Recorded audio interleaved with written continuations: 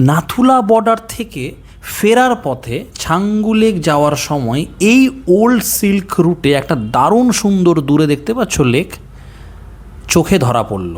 এটা হচ্ছে elephant lake বা কুপুপ লেক, খুব ফেমাস, 13,066 ফিট অল্টিটিউড সমুদ্রপৃষ্ঠ থেকে। দারুণ, তোমরা গাড়ি থামিয়ে অবশ্যই এই লেকটা কিন্তু এক্সপ্লোর করো।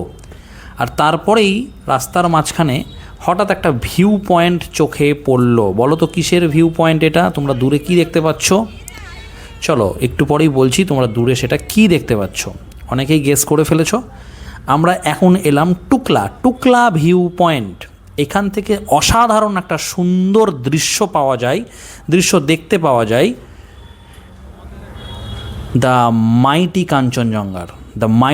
এই যে দেখতে পাচ্ছ আইস জমে রয়েছে, স্নো তো এগুলোকে বলবো না, আইস বলবো, শক্ত শক্ত একদম কাঁচের মতো বরফ জমে রয়েছে জায়গায় জায়গায়। আমরা এতটুকুই বরফ পেয়েছি। আর এইবার দেখো view 1 2 3, this is mighty Kanchenjunga, see the beauty.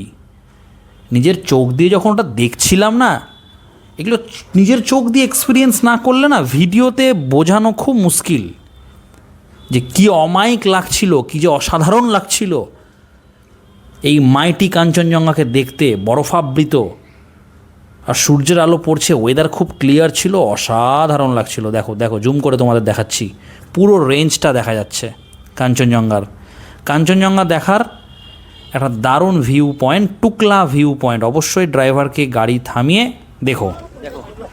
Ice ice